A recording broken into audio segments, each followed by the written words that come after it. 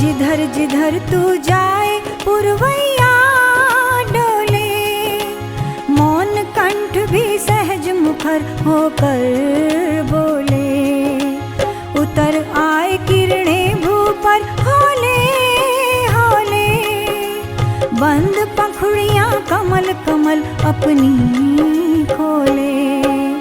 वातावरण विमल हो तेरे जाने से, खिले फूल सा यूं व्यक्तित्व बनाऊंगी। महक जाए यह आंगन तेरे आने से, ऐसे गुण बीजों से तुझे सजाऊंगी। आज हम लोग संस्कार के विषय में जानेंगे और संस्कारों का वैज्ञानिक महत्व। संस्कार जो है, यह शब्द सबसे पहले वेदों में आया है। संस्कार शब्द का अर्थ वेदों में आता है बर्तन को चमकाना, साफ करना। संस्कार शब्द की उत्पत्ति क्री धातु में सम उपसर्ग लगा करके धंज प्रत्यय के जोड़ने से हुआ है। इसके कई अर्थ हैं। एक अर्थ है परिष्कार करना, मतलब परिष्कृत करना, मतलब पहले से ज्यादा अच्छा बना देना। शुद्धता मतलब जो गंदगी है उसको दूर कर दे तो शुद्धता हो जाएगी। पवित्रता बढ़ाना, इसका शाब्दिक अर्थ होता है अच्छा करना, शुद्ध करना, सुंदर करना।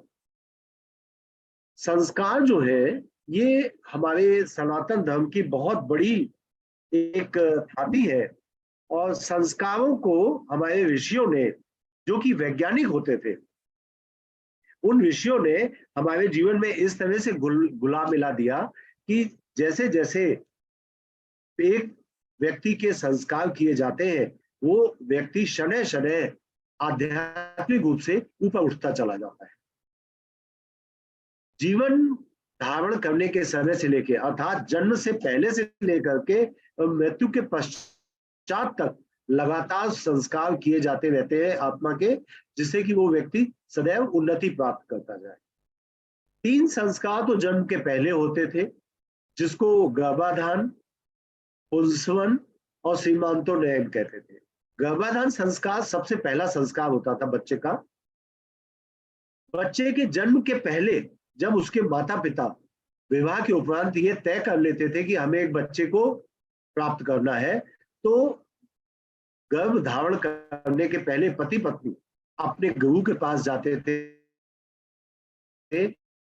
अर्थात समाज के जो बड़े लोग होते थे उनके पास जाते थे और अपनी इच्छा व्यक्त करते थे कि अब हम लोग विवाह के उपरांत आर्थिक रूप से सशक्त हो गए हैं, मानसिक रूप से परिपक्व हो गए हैं और हम लोग एक संतान को प्राप्त करना चाहते हैं। तो उनके गुरु या उनके माता पिता या जो समाज में वरिष्ठ लोग होते हैं, वो उनको उनके आचरण को देखकर, समझकर, उनके अंदर जो कमियां होती थी उनको दूर करने के बारे में बताते थे और उनसे कहते थे कि आप अभी इतनी तपस्या और करो या इतनी साधना और करो और उसके बाद एक संतान को धारण करने के लिए आप आगे बढ़िएगा।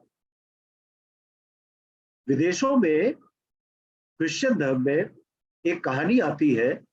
जीसस क्राइस्ट से एक बार एक गर्भवती महिला ने पूछा, जीसस, मैं एक अच्छी संतान को जन्म देना चाहती हूँ, मुझे इसके कितने समय पहले से तैयारी करनी चाहिए? जीसस क्राइस्ट ने कहा 100 साल पहले से हमें संतान की तैयारी करनी चाहिए। 100 साल पहले का मतलब जो बच्चा पैदा होने वाला है, उस बच्चे के अंदर जो जेनेटिक मटेरियल है वो माता पिता से तो आएगा ही, उसके माता पिता की शरीर में जो जेनेटिक मटेरियल आया है वो उनके माता पिता से आया है। अर्थात 100 वर्ष पहले से हमें अपने जेनेटिक मटेरियल की प्योरिटी को ध्यान में रखना पड़ेगा, तब जाकर के हम एक अच्छा संतान प्राप्त कर सकते। यूं तो कभी भी आप जब तय कर ले तो प्रज्ञा दीदी अभी आप लोगों को बताएंगे भी कि अभी हम लोग इसी जून के माह में शायद एक प्री प्लानिंग वर्कशॉप भी अरेंज कर रहे हैं। जो लोग जो माता पिता बच्चे को धारण करने के संदर्भ में सोच रहे हैं, एक बच्चा पैदा करना चाहते हैं, तो उन लोगों को बच्चा पैदा करने के पहले क्या क्या तैयारी करनी चाहिए, इसके विषय में भी एक वर्कशॉप प्रज्ञा दीदी ले रही है, जो शांति कुंज के निर्देशन में होगी संभवतः। तो जो गर्भाधान संस्कार होता था वो बच्चे के जन्म के पहले होता था, और माता पिता जन्म के पहले अपने व्यवहार में, अपने मन के अंदर जो गलत बातें हैं उनको दूर करके, पवित्रता को धारण करके, शुद्धता को धारण करके, अपने व्यक्तित्व को परिष्कृत करके और संतान की प्राप्ति की तैयारी करते थे। तो ये कहलाता था गर्भाधान संस्कार। आप लोगों को जान के आश्चर्य होगा कि भगवान श्री कृष्ण के बारे में जाने क्या क्या बातें लोग करते हैं कि उनकी 8 रानियां थी और 16,800 विवाह किए उन्होंने। उन सब नावियों को तो उन्होंने नरकासुर से छुड़ाया था। उन नावियों ने उनसे निवेदन किया कि हमें अब कौन एक्सेप्ट करेगा, नरकासुर के जेल में हम बंद रहे हैं। तो भगवान श्री कृष्ण ने उनको अपनी पत्नी की तरह से एक्सेप्ट किया, अर्थात सामाजिक मान्यता दी। और वो स्त्रियां भगवान को केवल एक अपने लिबरेटर के रूप में नहीं, अपने परमात्मा के रूप में एक्सेप्ट करने के लिए तैयार थी। भगवान श्री कृष्ण ने गर्भाधान संस्कार के दौरान मां रुक्मणी के साथ 12 वर्ष तक बद्रीनाथ में तपस्या की, तब उन्होंने एक पुत्र प्राप्त किया था। अर्थात उस समय भी, महाभारत काल में भी, द्वापर युग में भी गर्भाधान संस्कार पे कितना ध्यान देते थे, ये आपको बताना चाहेंगे। हमारे परम पूज्य गुरुदेव ने कहा कि गर्भाधान संस्कार और जो हमारा इसके अलावा पुंसवन संस्कार और सीमांतोन्नयन संस्कार है, ये तीनों संस्कार मिला करके एक संस्कार गुरुदेव ने कहा कि आज के व्यस्त युग में अगर कोई केवल एक संस्कार भी करा लेता है तो वो बहुत उपयोगी हो जाएगा। हाँ, ठीक से करा लिया जाए बस। तो परम पूज्य गुरुदेव ने गर्भाधान, पुंसवन और सीमांतोन्नयन, इन 3 संस्कारों को मिला करके एक संस्कार बना दिया, जिसे गर्भोत्सव या गर्भ संस्कार या पुंसवन, आप कुछ भी नाम दे लें, ठीक है।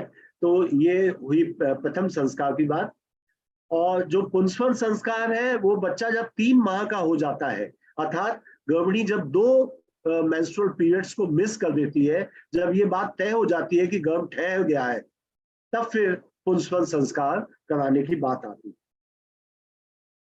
संस्कारों की उपयोगिता क्या है? सबसे पहले तो हम ये समझे संस्कार है क्या। संस्कार का मतलब होता है कि जीवात्मा में अच्छे गुणों का आधान करना।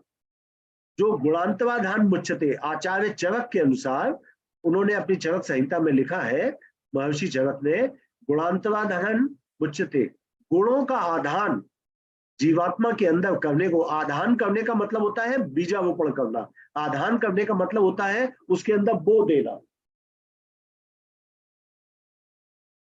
तो गुणांतवाधान मुच्यते आचार्य चरक के अनुसार जो अच्छे गुणों का आधान किया जाता है जीवात्मा में, उसको संस्कार कहते हैं। परंतु जो गुरुदेव कहते हैं कि संस्कार का तात्पर्य कभी भी खराब अर्थों में नहीं लेना चाहिए। जैसे कुसंस्कार और सुसंस्कार, ये शब्द हम लोग यूज करते हैं। हमारे हिसाब से केवल संस्कार अच्छे भाव से ही किए जाने वाले कर्म है। संस्कार केवल अच्छे भाव से किए जाने वाले कर्म है। तो कुसंस्कार जैसी कोई चीज होती नहीं है। महर्षि आश्वालायन ने कहा कि जिसे संस्कार प्राप्त नहीं हो सके उसका जन्म निरर्थक है। संस्कार प्रकाश में कहा गया है कि शरीर और आत्मा में दोषों का परिमार्जन करना, गुणों का आधान करना, इस कर्मकांड को संस्कार कहते हैं। अर्थात जो दोष आ गए हैं, क्योंकि जो जीवात्मा गर्भवती के शरीर में आई है, उस जीवात्मा में कई तरह के संस्कार है। एक तो प्रत्येक जीवात्मा परमात्मा का अंश है, तो जो परमात्मा के गुण है, जैसे दया, करुणा, मैत्री, प्रेम, स्नेह, वात्सल्य, निर्भीकता, ये सारे गुण जो परमात्मा में है वो उस आत्मा में है निश्चित रूप से। तो ये सभी परमात्मा के गुण तो सभी अच्छे होते हैं, तो ये तो बहुत अच्छी बात है कि आत्मा में परमात्मा के गुण है। दूसरा, वो आत्मा अपने माता पिता के गुण सूत्रों के मिलने से बनी है। ये शरीर जो है, ये शरीर उस आत्मा ने जो धारण किया है वो माता पिता के गुणसूत्रों के मिलने से हुआ है। तो जो माता और पिता के गुणसूत्रों में संस्कार है वो भी उस बच्चे में आएंगे। इसके अतिरिक्त वो बच्चा कई जन्म ले चुका है उसके पहले, उन जन्मों में जो गलत आदतें, गलत बातें, गलत संस्कार उस आत्मा पे पड़ गए, उनको दूर करना ये भी इन संस्कारों का कर्तव्य है। सर्वप्रथम ऋग्वेद में इस शब्द का प्रयोग हुआ, ये पात्र या बर्तन की शुद्धता और पवित्रता के संदर्भ में हुआ। शतपथ ब्राह्मण और छांदोग्य उपनिषद में संस्कार का मतलब निर्मलता और स्वच्छता से लिया गया। जैमिनी कृत मीमांसा सूत्र में इस संस्कार का मतलब होता है चमकाना, अर्थात उसको नए गुणों से युक्त करना और पुरानी खराब गुणों से दूर करना। संस्कारो नाम सभवति यस्मिन् जाते पदार्थो भवति योग्यः कश्चिद् अर्थस्य। संस्कार उस गुण को, सद्गुणों को प्रदान करने वाली क्रिया को कहते हैं जो जीवात्मा में अच्छे गुणों का आधान करता है और खराब गुणों को हटा देता है। संस्कार वह प्रक्रिया है जिससे कोई व्यक्ति या पदार्थ किसी कार्य करने के योग्य होता है। एक ऋषि कहते हैं, चंद्रमा के समान चमकते हुए हीरे मोती मनुष्य को शोभायमान नहीं कर सकते, और ना ही स्नान, ध्यान, तेल, सेंट और फूल लगाने से कोई सुंदर बन सकता है। जो संस्कार को धारण करते हैं उनकी वाणी ही उन्हें अलंकृत करती है, बाकी आभूषणों का तो नाश हो जाता है, किंतु संस्कार रूपी आभूषण कभी खत्म नहीं होते। तो संस्कार वे क्रियाएं हैं जो किसी व्यक्ति की वैल्यू बढ़ा देती है। आप लोगों में से जिन लोगों ने साइंस पढ़ी होगी तो उनकी साइंस की किताबों का आपको याद होगा कि कई कई एडिशन नए नए निकलते रहते थे। उसको, नए एडिशन को क्या कहते हैं हिंदी में? नया संस्करण। नया संस्करण कहते हैं ना। तो नए संस्करण में क्या होता है, पुराने संस्करण की जो किताब होती है उसमें कोई प्रिंटिंग मिस्टेक हो गई हो, उसमें कोई कमी रह गई हो, कोई फोटो गलत छप गई हो, उसमें कुछ नया एडिशन करना हो, या साइंस में जो नए नए डेवलपमेंट होते हैं उनको जोड़ना हो, तो साइंस की बुक का जब नया एडिशन आता है, नया संस्करण आता है, तो वो पहले से उसकी वैल्यू एडिशन बहुत ज्यादा हो जाता है। यही काम संस्कार करते हैं। तो किताबों का जो नया संस्करण आता है उसमें हमेशा नया संस्करण पुराने संस्करण से ज्यादा अच्छा होता है, उसमें कुछ नई नई चीजें ऐड की जाती है। इसीलिए संस्कार जो है वो हमारे गुणों को बढ़ाता है। अब संस्कारों के विषय में महर्षि वेदव्यास ने लिखा है कि संस्कार 16 होते हैं। ये संस्कार है गर्भाधान, ये मैंने आपको बताया सबसे पहला संस्कार होता है। माता पिता जन्म के पहले से ही अगर ये तय कर ले कि हमें एक बच्चा प्राप्त करना है, तो इस बच्चे को प्राप्त करने की जो इच्छा है वो अपने गुरु से प्रकट करते हैं, और गुरु उनको गाइड करता है कि क्या साधना करो, अपने व्यक्तित्व में क्या परिवर्तन करो। अगर आपके व्यक्तित्व में कोई गुस्सा करने की आदत, देर से सो के उठने की आदत है, तो उन सबको ठीक करो। ये, इसको गर्भाधान संस्कार कहते हैं, अर्थात गर्भ के धारण की तैयारी। दूसरा होता है पुंसवन। पुंसवन संस्कार जो है जब बच्चा 3 माह का हो जाता है गर्भवती महिला के गर्भ में, तो ये पुंसवन किया जाता है। आजकल हम लोग जो गर्भोत्सव संस्कार करते हैं वो भी 2 मेंस्ट्रुअल पीरियड्स मिस होने पर 3वें माह में कर दिया जाता है। कितना भी देर हो जाए, अगर जन्म के पहले भी करना पड़े, जन्म के 1-2 महीने पहले भी करना पड़े, तो पुंसवन संस्कार करवा देना चाहिए। संस्कार ना करवाने की अपेक्षा संस्कार करवा देना ज्यादा अच्छा रहता। पुराने समय में तीसरा संस्कार होता था सीमांतोनयन। सीमांतोनयन ये जो संस्कार होता था ये जन्म के ठीक पहले होता था, और इसमें जन्म के ठीक पहले इस संस्कार में गर्भिणी जो थी वो संगीत या कोई वीणा या सितार का वादन करती थी या बांसुरी का वादन करती थी, और इसमें शिशु के जन्म के ठीक पहले ये संस्कार किया जाता था। आजकल इन तीनों गर्भाधान, पुंसवन और सीमांतोनयन को मिलाकर के गर्भोत्सव किया जाता है, और अब इसके बाद आता है चौथा संस्कार, जातकर्म। जातकर्म संस्कार जो है वो जब बच्चा पैदा होता है तो गर्भनाल काटने के साथ साथ उस बच्चे की गर्भनाल की काटने की जो क्रिया है वो सफाई के साथ की जाए।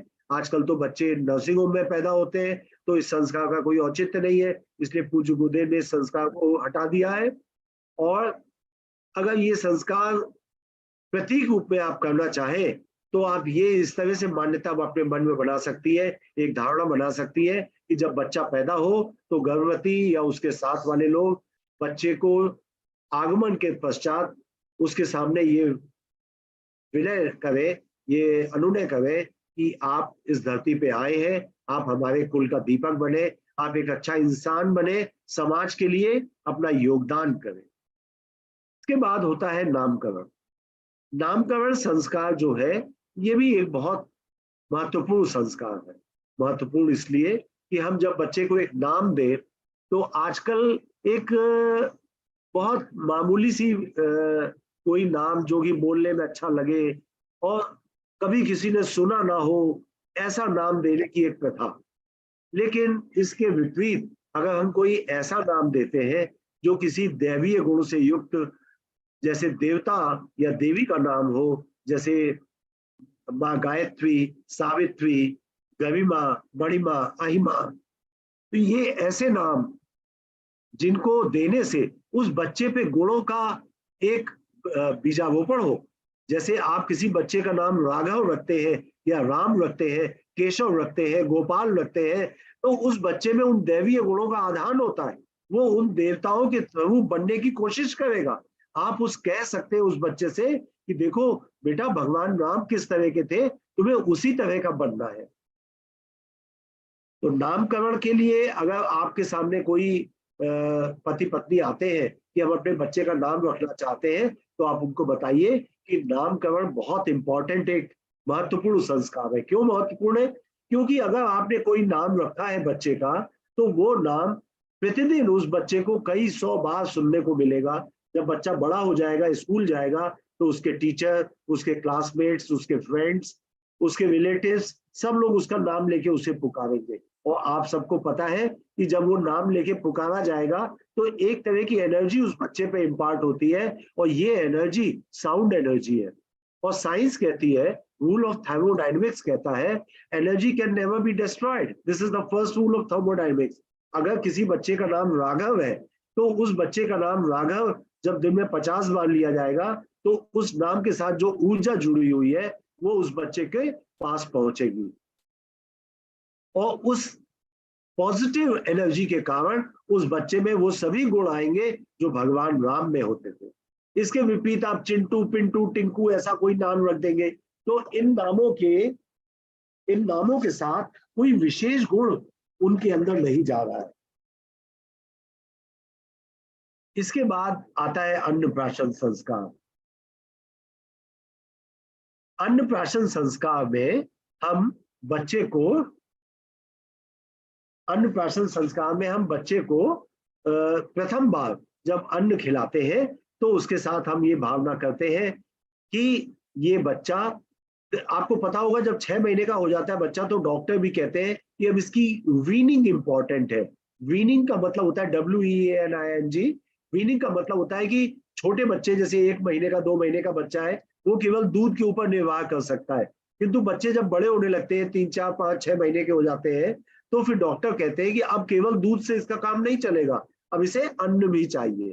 तो यही समय है अन्नप्राशन संस्कार का और इसके साथ हम परिवार के लोगों को बताते हैं कि जो भी अन्न बच्चे को दिया जाए वो संस्कारित हो। संस्कारित कैसे हो, इसके लिए हम परिवार की पढ़ाई कराते हैं। परिवार को बताते हैं कि जिस पैसे से अन्न खरीदा जाए वो पैसा मेहनत की कमाई का हो। जिस पैसे से अन्न खरीदा जाए वो पैसा मेहनत की कमाई का हो और साथ साथ जो अन्न बनाया जाए किचन में, रसोई घर में जो भी अन्न पकाया जाए, अन्न पकाते समय बच्चे की माँ बहुत ही अच्छे भाव रख करके अन्न पकाए। उस समय गायत्री मंत्र बोलती रहे या जो भी उनके इष्ट हो, जो आराध्य हो, उनके भजन गाती रहे वो माँ, जिससे उस अन्न में अच्छे संस्कार आएंगे। इसके साथ साथ अन्न सुपाच्य हो, बच्चे के हिसाब से हो। छोटा बच्चा है तो उसको केला और साबूदाने की खीर या पतली मूंग की दाल का पानी, इस तरह की चीजें दे जो बच्चा पचा सके। धीरे धीरे बच्चा बड़ा होता जाए तब उसको अधिक अच्छे अन्न जो कि थोड़ी देर से पक सकते हैं वो भी दिए जा सकते हैं, लेकिन छोटे बच्चे को सुपाच्य भोजन दे। सात्विक भोजन दे। यहाँ पर यह भी बताने की जरूरत है कि सात्विक भोजन क्या होता है। सात्विक भोजन वो होता है जो सुपाच्य होता है, जल्दी पच जाता है, जो बहुत हल्का भोजन हो, जैसे मूंग की दाल का पानी छोटे बच्चे के लिए, या मूंग की दाल की खिचड़ी, या दलिया, इस तरह की चीजें, या बहुत पतली खीर बच्चे को दे। ये भोजन बहुत दिन पुराना ना हो, ऐसा नहीं हो कि एक दिन पुराना बना हुआ खाना फ्रिज में रख के बच्चे को दे दिया। सात्विक भोजन वो होता है जो ताजा बना हुआ हो। सात्विक भोजन वो होता है जो सुपाच्य हो। साथ में ऐसा भोजन नहीं देना चाहिए जो कई दिन का रखा हुआ हो, ऐसा भोजन नहीं देना चाहिए जो तामसिक हो। ठीक है। इसके बाद आता है चूड़ाकर्ण। चूड़ाकर्ण जो है, इसमें जो बच्चे का मुंडन होता है, ये एक आवश्यक संस्कार है। इस आवश्यक संस्कार में बच्चे के बाल काटे जाते हैं, और जो भी आपके कुल की रीत हो, 1 वर्ष में, 3 वर्ष में, या 5 वर्ष में, वो आप उस समय ये मुंडन संस्कार करा सकते हैं। मुंडन संस्कार कराने के पीछे एक भावना ये रहती है कि पूर्व जन्मों के जो अनुचित संस्कार बच्चा ले करके आया है, उन अनुचित संस्कारों को हटा करके हम नए अच्छे गुणों का आदान करेंगे। ये मुंडन संस्कार के पीछे का साइंस है। इसके बाद आता है कर्णवेद। परम पूज्य गुरुदेव ने कहा कि कान का छेदाना कोई अच्छी बात नहीं होती। अगर कान छेदना आवश्यक होता तो भगवान इसको पहले से ही छेद करके भेजता बच्चे को। तो ये तो कोई बहुत अच्छा संस्कार नहीं है, तो गुरुदेव ने इसको हटा दिया है। इसके बाद एक इंपॉर्टेंट संस्कार आता है विद्यारंभ। ये एक बहुत अच्छा संस्कार है। इसमें हमें बच्चे को और बच्चे के माँ को, पिता को ये सिखाना चाहिए कि बच्चे की केवल शिक्षा ही आवश्यक नहीं है, विद्या भी आवश्यक है। शिक्षा और विद्या के बीच में अंतर समझाना चाहिए माता पिता को बताया जाए कि केवल ABCD, काका गागा या पैसा कमा लेने के लिए विद्या दिलाना ही आवश्यक नहीं है। ऐसी विद्या भी सिखाई जाए कि बच्चे की आध्यात्मिक उन्नति हो, ऐसी विद्या सिखाई जाए कि बच्चा शालीन बने, ऐसी विद्या सिखाई जाए कि बच्चा समाज के लिए एक उपयोगी मानव बने।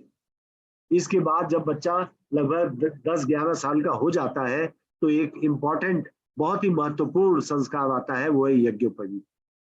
यज्ञोपवीत का संस्कार, जितने संस्कार होते हैं उन सब में सबसे महत्वपूर्ण इसलिए है क्योंकि यही वो समय है जब बच्चे के सेकेंडरी सेक्स कैरेक्टर्स डेवलप हो रहे होते हैं। लड़कियों के शरीर में ब्रेस्ट का डेवलपमेंट, उनके पीरियड्स की स्टार्ट होना, मीनार के लड़कों के दाढ़ी मूछ का उगना, उनकी आवाज का भारीपन, ये सब उनके अंदर होता है, शरीर में परिवर्तन। तथा इसके अलावा उनके शरीर की फिजियोलॉजी में परिवर्तन होता है और सेक्स हार्मोन्स उनके सिक्रीट होने लगते हैं, जिससे उनके मन में दूसरे सेक्स के प्रति अट्रैक्शन की फीलिंग्स भी आ सकती है। इसी समय पे अगर यज्ञोपवीत किया जाता है बच्चों का, यज्ञोपवीत के समय पे हम उन्हें बताएं कि जो यज्ञोपवीत का धागा उनके कंधे पे डाला जा रहा है, ये माँ गायत्री की प्रतीक प्रतिमा है। जैसे पत्थर की एक प्रतिमा मंदिर में रख दी जाती है और ये उम्मीद की जाती है कि आप सब लोग जाएं मंदिर में, उस देवता के विग्रह के दर्शन करें और दर्शन करने के बाद समय समय पर उनसे प्रेरणाएं प्राप्त करें। पर गायत्री तो गायन त्रायते सगायत्री, जो प्राणों की रक्षा करे, जो गायन करने से शरीर के प्राणों की रक्षा करे, वो गायत्री है। तो गायत्री मंत्र तो इतना आवश्यक है, प्राणों की रक्षा के लिए इतना आवश्यक मंत्र है कि यज्ञोपवीत के रूप में माँ गायत्री की प्रतीक मूर्ति कंधे पे सदैव रख के चलने की व्यवस्था बनाई गई हमारे ऋषियों के द्वारा। ऋषियों ने बताया कि यज्ञोपवीत का जो समय है, जैसे ही किशोरावस्था प्रारंभ होती है, शरीर में सेकेंडरी सेक्स कैरेक्टर्स डेवलप होते हैं, सेक्स हार्मोन्स की क्वांटिटी बढ़ती है शरीर में, अपोजिट सेक्स के प्रति अट्रैक्शन बढ़ता है और मनोवैज्ञानिक रूप से उनके बहकने के चांसेस होते हैं। उस समय अगर हम उनको गायत्री विद्या से जोड़ दें, उस समय हम उनको पवित्रता की शिक्षा दें, उस समय हम उनको ये बताएं कि वो समाज के कितने महत्वपूर्ण अंग है, उनके आध्यात्मिक उन्नति के लिए गायत्री मंत्र से परिचय कराएं उनका, तो उनके जीवन का एक महत्वपूर्ण संस्कार बन सकता है। आप सबको पता होगा हमारे मस्तिष्क में हाइपोथैलेमस, पिट्यूटरी एक्सेस जो है उसके कारण हमारे शरीर में हार्मोन्स का सिक्रीशन रेगुलेट होता है। अगर हम गायत्री मंत्र का जाप बच्चों से शुरू कराते हैं, उनको दोनों नेत्रों के बीच में आज्ञा चक्र के स्थान पर सूर्य का ध्यान करने के लिए कहते हैं, गायत्री मंत्र का जाप करने के लिए कहते हैं, तो इस समय पे हम उनके हार्मोनल बैलेंस को मेंटेन कर सकते हैं, हम उनके बिहेवियर को शालीन बनाए रख सकते हैं और एक महत्वपूर्ण भूमिका निभा सकता है यज्ञोपवीत बच्चे के जीवन में। इसके बाद आता है वेदारंभ।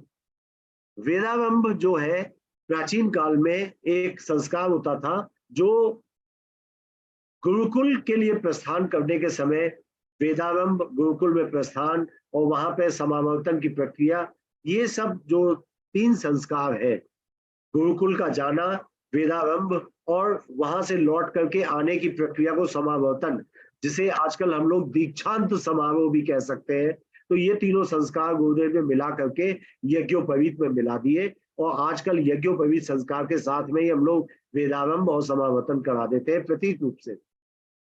वेद का मतलब होता है ज्ञान, वेदारंभ का मतलब होता है जो हमारे प्राचीन ज्ञान के स्रोत है, वेद है जो कि 4 है, यजुर्वेद, सामवेद, अथर्ववेद और ऋग्वेद। इन चारों वेदों को प्रतीक रूप से पढ़ने के लिए कहा जाता है। वो सब हम लोगों ने यज्ञोपवीत में परम पूज्य गुरुदेव के द्वारा जोड़ देने के कारण यज्ञोपवीत संस्कार के साथ कराते हैं। इसके बाद आता है विवाह संस्कार और वानप्रस्थ। आप लोगों को लगता होगा कि ये संस्कार परंपरा को इतना महत्व क्यों दिया जा रहा है। आप विवाह संस्कार से समझ सकते हैं कि अक्सर बड़ी उम्र के लड़के लड़की हाथों में हाथ डाल के घूमते हैं और एक दूसरे से आजीवन साथ निभाने की कस्में खाते हैं, लेकिन थोड़े ही समय में भूल जाते हैं। लेकिन यही बात, यही संस्कार अगर विवाह संस्कार के रूप में हो, पवित्र अग्नि के 7 फेरे लिए जाए, लड़की के माता पिता, लड़के के माता पिता तथा अन्य रिश्तेदार सामने खड़े हो, तो पुरोहित के सामने, समाज के सामने लिए हुए वचन अंत तक निभाने की मनोवैज्ञानिक दबाव पड़ता है वधु पे और वो अंत तक एक दूसरे से प्रेम करते रहने के संकल्प के साथ जुड़े रहते हैं। विवाह संस्कार के बाद आता है वानप्रस्थ। गुरुदेव ने वानप्रस्थ संस्कार को बहुत ही आवश्यक संस्कार बताया। उन्होंने कहा आज हमारे समाज में अच्छे लोगों की कमी है।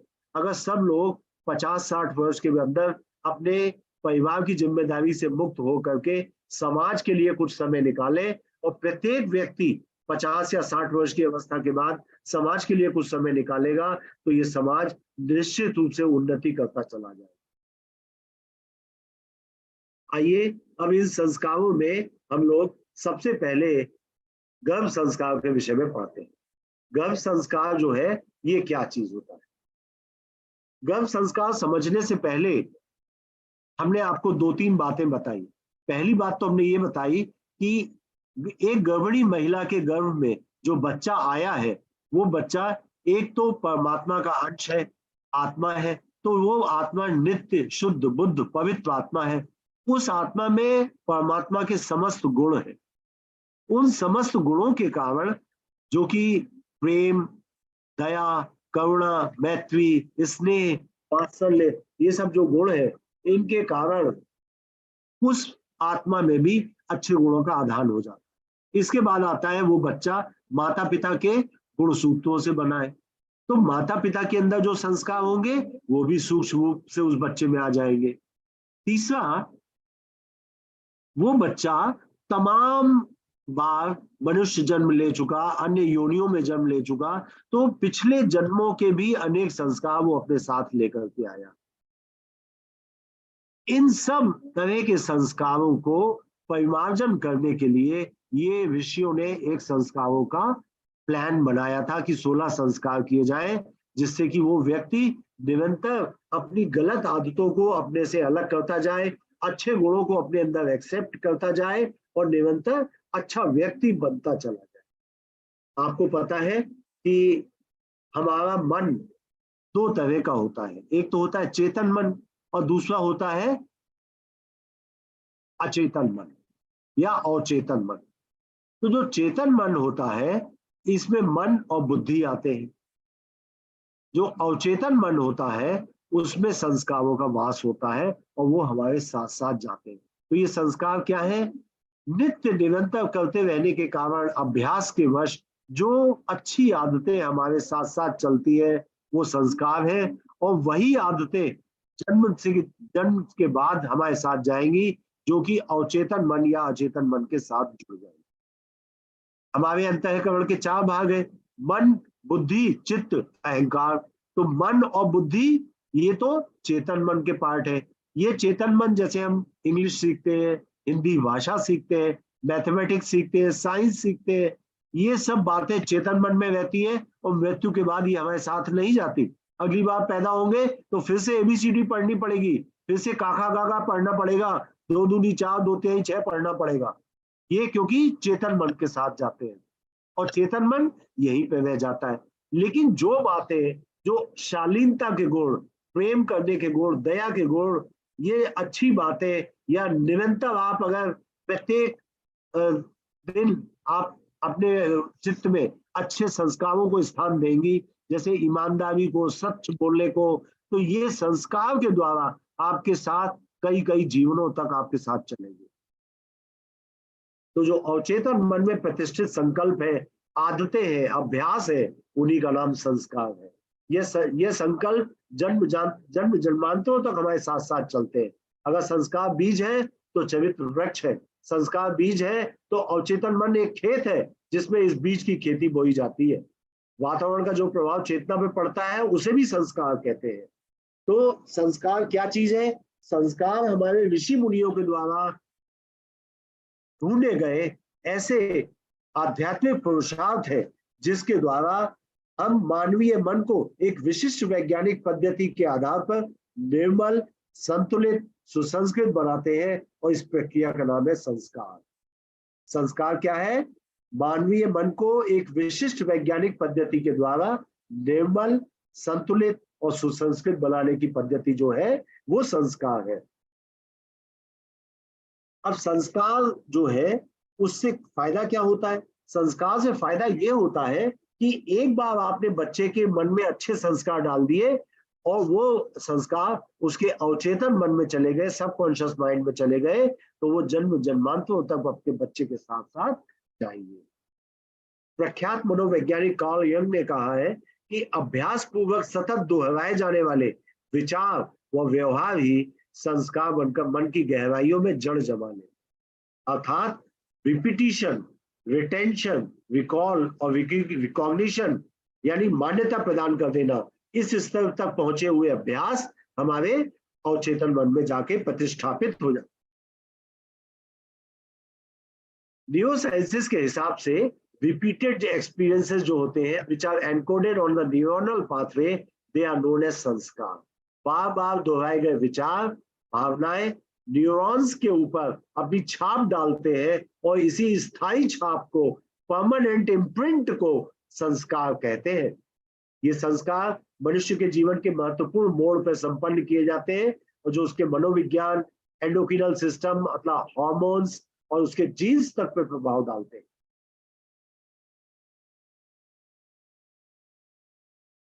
आइए अब सबसे पहले हम लोग पढ़ते हैं थोड़ा सा डिटेल में गर्भ संस्कार के विषय। गर्भ संस्कार जिसको हम लोग पुराने समय में गर्भाधान, पुंसवन और सीमांतोनयन के 3 संस्कारों के रूप में जानते थे, आजकल हम उसे गर्भ संस्कार के रूप में जानते हैं। ये गर्भ संस्कार जो है बच्चे के जन्म के पहले किया जाता है। माता पिता जो होते हैं बच्चे के लिए क्या काम करते हैं? माता पिता बच्चे के लिए जेनेटिक इंजीनियर का काम करते हैं। जेनेटिक इम्प्रिंटिंग जो है ये गर्भ धारण के कई महीने पहले, जब माता पिता के शरीर में ओवम और स्पर्म बन रहे होते हैं, तब जेनेटिक जीनोमिक इम्प्रिंटिंग के द्वारा उनके जीन्स में माता पिता की जो गुण, कर्म और स्वभाव है वो एनकोड हो जाते हैं और जीन्स के द्वारा बच्चे में जाते हैं। तो ये जो जीनोमिक इम्प्रिंटिंग है ये एक एपिजेनेटिक फिनोमेना है, यानी एपिजेनेटिक्स की एक बात है। और इसके द्वारा माता पिता के विचार, भावनाएं, आहार विहार, वातावरण, दिनचर्या, इन सब का प्रभाव बच्चे के अंदर जाता है। अब गर्भोत्सव संस्कार के बारे में हम लोग पढ़ेंगे। ये क्या है? गर्भोत्सव संस्कार प्रजनन विज्ञान का एक सामाजिक, मनोवैज्ञानिक और आध्यात्मिक शिक्षण है, जिसमें गर्भवती माँ को प्रसन्न, स्वस्थ और शालीन, आस्तिक व अनुकूल व्यवहार करने के द्वारा, स्वस्थ आहार के द्वारा, एक सुव्यवस्थित दिनचर्या के द्वारा एक अच्छा बच्चा प्राप्त करने हेतु जानकारी दी जाती है। गर्भ संस्कार एक कर्मकांड है जिसमें गर्भवती महिला और उसके परिवार के लोग, आस पड़ोस के लोग और उसके मित्र शामिल होते हैं। इसमें कुछ स्टेप्स है छोटे छोटे। इसमें किया जाता है, गर्भस्थ शिशु जो है उसका सेंट्रल नर्वस सिस्टम जब वो माँ के पेट में होता है, तब माँ के पेट में होने के 19वें से 21वें दिन में डेवलप होना शुरू हो जाता है। यानी छोटे बच्चे का ब्रेन जब वो माँ के पेट में होता है तो 21वें दिन से बनना शुरू हो जाता है। तो अब उसके ब्रेन में वो सारी बातें जो कि गर्भवती माँ करेगी, गर्भवती माँ जैसा व्यवहार करेगी अपने पति से, गर्भवती माँ जैसा व्यवहार करेगी अपने रिश्तेदारों से, अपने और दूसरे छोटे बच्चों से, तो वो सब व्यवहार उसका बच्चा सीखता है और उसके अवचेतन मन पे उसका इम्प्रिंट बनता है। अब हम लोग ये पढ़ेंगे कि ये जो गर्भ संस्कार होता है इसके क्या क्या स्टेप्स होते हैं। तो गर्भ संस्कार को हम लोग गर्भोत्सव संस्कार या पुंसवन संस्कार भी कहते हैं, और ये लगभग 3 माह पूरे जब हो जाते हैं, 2 मेंस्ट्रुअल पीरियड अगर मिस कर देती है गर्भवती महिला तो उसके बाद ये संस्कार किया जा सकता है। लेकिन अगर देर से भी किया जाए तो कोई दिक्कत नहीं है। जन्म के पहले कभी भी ये संस्कार करा लिया जाए तो फायदा निश्चित होता है। अब इसमें सबसे पहला स्टेप आता है औषधि अवग्रहण। औषधि का मतलब होता है मेडिसिन और अवग्रहण का मतलब होता है सूंघना। तो इसमें एक कटोरी में हम लोग एक मिक्सचर बना करके और उस गर्भवती महिला को 3 चीजें सूंघने के लिए देते हैं। उन 3 चीजों में पहली चीज है पीपल के वृक्ष की नई नई कोपल, दूसरी चीज है गिलोय वृक्ष की मुलायम हिस्से, और तीसरी चीज है बरगद के वृक्ष की नई नई कोपल। बरगद, पीपल और गिलोय, इन 3 वृक्षों से हम कुछ ग्रहण करेंगे अपने मन में, अंतर मन में, जिससे कि गर्भवती माँ का बच्चा सीख सके कि क्या भावनाएं हमको प्रदान की जा रही है। औषधि अवग्रहण में पहली चीज है पीपल। गीता के अध्याय 10 में, जिसे विभूति योग अध्याय भी कहते हैं, अर्थात अध्याय 10 में भगवान श्री कृष्ण ने बताया है कि किन किन चीजों में मेरी उपस्थिति है। भगवान श्री कृष्ण कहते हैं मनुष्यों में मैं राजा हूं, पशुओं में मैं गाय हूं, वृक्षों में मैं पीपल हूं। पीपल को संस्कृत में अश्वत्थ कहते हैं। तो वृक्षों में अपनी उपस्थिति भगवान श्री कृष्ण ने पीपल के वृक्ष में बताई है, अश्वत्थ, अर्थात पीपल देव वृक्ष है। देवता कौन होते हैं? देवता वो जो देना जानता है। हम लोग क्या है? हम लोग लेवता। हर समय भगवान के मंदिर में जाके क्या कहते हैं हम लोग? भगवान जी एक बच्चा दे दीजिए, भगवान जी हमारे बेटे की नौकरी लगा दीजिए, भगवान जी हमारी बेटी की शादी करा दीजिए, या घर में कोई बीमारी है या पैसे चाहिए तो हर समय मांगते रहते हैं भगवान से। पर हमें अपने बच्चे के विषय में ऐसा विचार नहीं रखना चाहिए। हम हमेशा अपने बच्चे के विषय में सोचें कि हमारा बच्चा कभी किसी से कुछ मांगेगा नहीं, हमारा बच्चा कभी किसी के सामने हाथ नहीं फैलाएगा, हमारा बच्चा हमेशा दूसरों को देगा।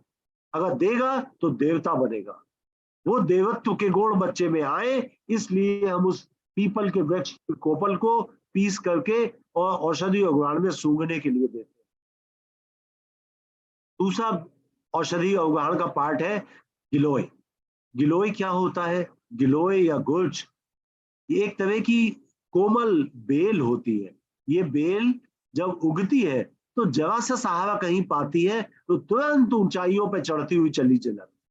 अर्थात वैसे तो हमारे बच्चे को किसी के सहारे की आवश्यकता ना हो, लेकिन अगर कोई जरा सा भी सहारा दे तो हमारा बच्चा तुरंत बहुत ऊंचाइयों तक पहुंच सके। ये गुण हम गिलोय से मांगते हैं अपने बच्चे के लिए। गिलोय में औषधीय गुण भी बहुत होते हैं। औषधीय गुण जो होते हैं वो ये कि गिलोय अगर हम औषधि के रूप में ग्रहण करते हैं तो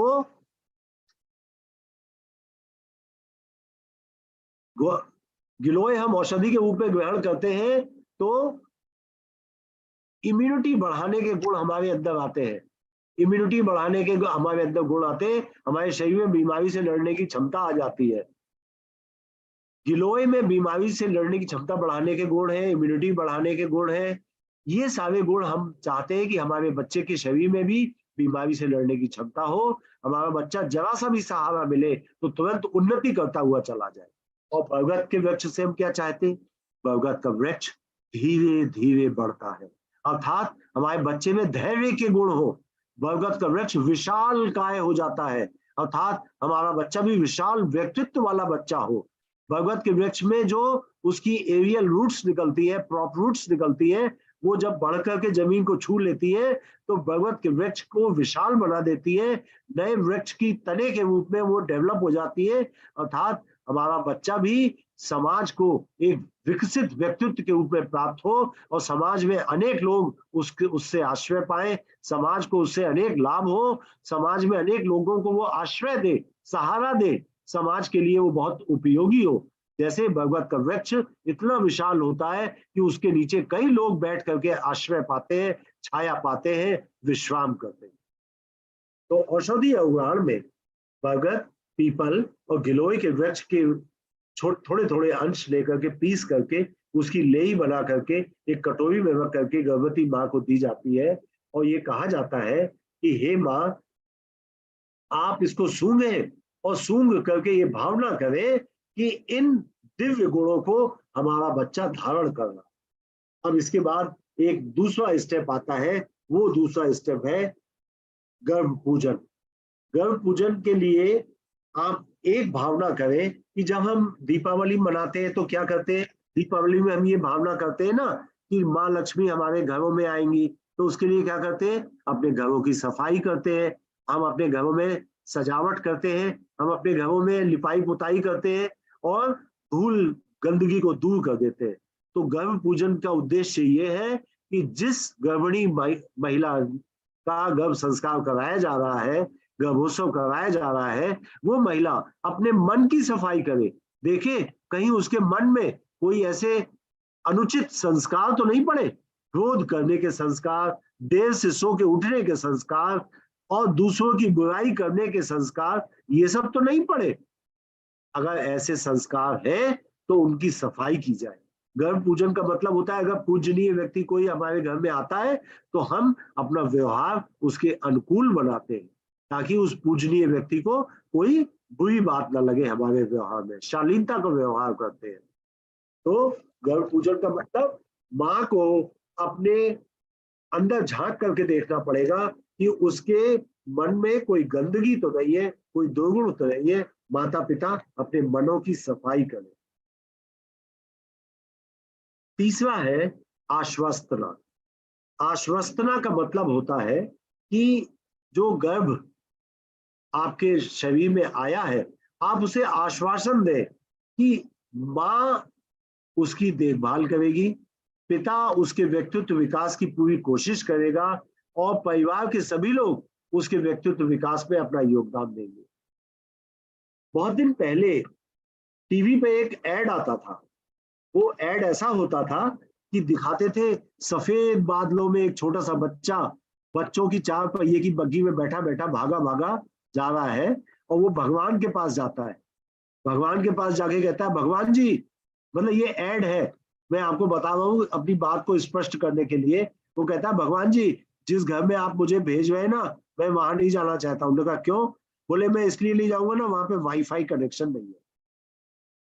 तो आपका बच्चा जब आपके घर में आता है तो सबसे पहले वो क्या देखता है? वो देखता है मेरी माँ कैसा व्यवहार करती है अपने पति से, मेरी माँ अपने सास ससुर से कैसा व्यवहार करती है, मेरी माँ मेरे बड़े भाई बड़ी बहन से कैसा व्यवहार करती है, मेरी माँ अपने आस पड़ोस के पड़ोसियों से कैसा व्यवहार करती है, शालीन है कि नहीं है। अगर उसे माता पिता को व्यवहार अच्छा लगेगा, अगर उसे माता पिता के चरित्र में कोई गंदगी नहीं लगेगी, तब वो आपके घर में आने के लिए तैयार हुआ है। तो आश्वस्तना का मतलब कि हम भावी बच्चे को आश्वासन दे रहे कि बेटा आप आइए और हम आपके व्यक्तित्व विकास के लिए पूरी तैयारी करेंगे, अपने मनों की सफाई करेंगे, आत्म समीक्षा करेंगे, आत्म निर्माण करेंगे, आत्म विकास करेंगे, आत्म परिष्कार करेंगे। इसके बाद एक यज्ञ कराया जाता है। उस यज्ञ में विशेष आहुति दी जाती है खीर की, और खीर की आहुति देने के बाद, जो आहुति देने के बाद बचती है खीर, उस बची हुई खीर को यज्ञ की अग्नि पे पका करके और चरु के रूप में हम गर्भिणी महिला को देते हैं खाने के लिए। और ये भावना करते हैं जैसे भगवान राम, लक्ष्मण, भरत, शत्रुघ्न राजा दशरथ के यहाँ यज्ञ की अग्नि के प्रभाव से पैदा हुए, उसी प्रकार से इस चरु को, जो कि यज्ञ की अग्नि के ऊपर पकाया जा रहा है, खाने के बाद गर्भवती महिला के जो बच्चा होगा वो बहुत ही सभ्य, सुशील, शालीन, बहुत ही सद्गुण संपन्न होगा। इसके बाद हम आशीर्वचन देते हैं। आशीर्वचन में सभी उपस्थित लोग गर्भिणी महिला को आशीर्वाद देते हैं कि आपके एक स्वस्थ, सुंदर, समुन्नत, सुशील बालक पैदा हो, शालीन बालक पैदा हो, जो कि समाज की धरोहर होगा। इसके बाद आते हैं हम संस्कारों की वैज्ञानिकता के ऊपर थोड़ी सी चर्चा कर लेते हैं। जो गर्भ संस्कार है, इसमें 2-3 बातें गर्भवती महिलाओं को सीखनी पड़ेंगी कि गर्भवती महिला जो बच्चे का अवचेतन मन है, उस अवचेतन मन में वो अच्छे संस्कार डालने की कोशिश कर रही है, अपने चेतन मन को कंट्रोल करके, जिसके द्वारा वो अपने बच्चे को अच्छे, सभ्य, सुशील, शालीन बना सके, अच्छे गुणों से युक्त कर सके। संस्कारों ही गुणांतराधान मुच्यते, संस्कारों में अच्छे गुणों का आधान करने को ही हम संस्कार कहते हैं। किसी जीवात्मा में अच्छे गुणों का आधान करने को ही संस्कार कहते हैं। तो आइए, आज की ये कक्षा यहाँ पे समाप्त होती है। आप लोगों को कुछ पूछना हो तो बता सकते हैं। प्रज्ञा दीदी,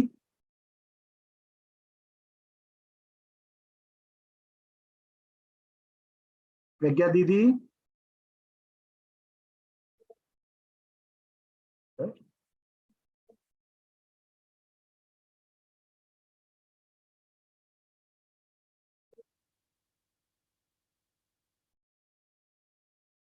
गर्भ संस्कार का जो वैज्ञानिक एस्पेक्ट है, उससे कुछ आप लोग प्रेरणाएं ले सकती हैं छोटी छोटी, जिससे कि आप अपने बच्चे की ट्रेनिंग कर सकते हैं। रूस के एक साइंटिस्ट थे, उन्होंने एक बहुत अच्छा एक्सपेरिमेंट किया। उन्होंने एक कुत्ते को खाना खिलाया और घंटी बजाई। दूसरे दिन भी उन्होंने खाना खिलाया, घंटी बजाई। तीसरे दिन भी खाना दिया, घंटी बजाई। एक निश्चित समय पे वो कुत्ते को खाना देते थे और घंटी बजाते थे। 1 महीने के बाद कुत्ते के दिमाग में न्यूरॉन्स का ऐसा कनेक्शन एस्टेब्लिश हो गया कि निश्चित समय पे खाना दिया जाता है और घंटी बजती है।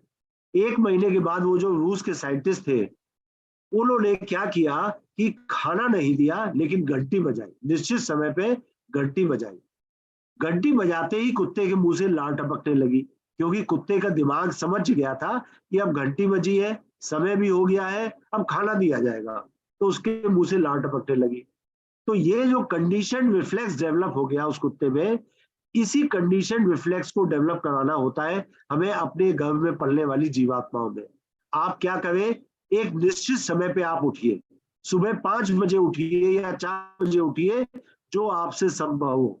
मान लीजिए आप 5 बजे उठती है, 5 बजे उठिए, एक निश्चित गाना लगा दीजिए, भजन हो, जो कि बहुत अच्छा भजन हो, या गायत्री मंत्र लगा दीजिए। जो भी भजन या गायत्री मंत्र आप लगाएं, वो सुबह 5 बजे उठे और भजन लगा दे, और अपने बच्चे को गर्भ पे हाथ रख करके कहें, बेटा अब सुबह के 5 बज गए हैं। सभी अच्छे लोग 5 बजे उठ जाते हैं, ब्रह्म मुहूर्त में उठते हैं, और हम अपनी दिनचर्या प्रारंभ कर रहे हैं, आप भी उठ जाइए। जब वो ऐसा कहेंगी तो उनका बच्चा जब जन्म ले लेगा, तो जन्म के बाद आपको अपने बच्चे को कभी 5 बजे उठाना नहीं पड़ेगा। जैसे ही सुबह 5 बजे आप बस वो गायत्री मंत्र या भजन लगा दीजिए जो आपने गर्भकाल में सुनाया था। उस भजन को सुनते ही वो बच्चा चुपचाप उठ जाएगा और नहा धो करके पढ़ाई करने बैठ जाएगा। एक तो ये फायदा आप कर ले सकते हैं। दूसरा, आप रात में जब सोते हैं तो सोते समय का एक भजन निश्चित कर लीजिए। एक रात्रिकालीन शयन का भजन या रात्रिकालीन शयन का एक कोई नाद योग जो शांति कुंज में 6 बजे बजता है शाम को, वो आप बजा लीजिए। जब आप शाम को 8 बजे नियमित वो भजन या नाद योग लगाएंगे तो फिर कभी आपको अपने बच्चे को सुलाने के लिए मेहनत नहीं करनी पड़ेगी। शाम को 8 बजे आपने नाद योग लगाया और बच्चा चुपचाप अपनी जगह पे आकर सो जाएगा, तो आपको प्रयत्न नहीं करना पड़ेगा। ये साइंटिफिक एविडेंस आपको बहुत जल्दी देखने को मिलेंगे अगर आप नियमित रूप से 9 महीने तक ये आप अभ्यास करें। ठीक है।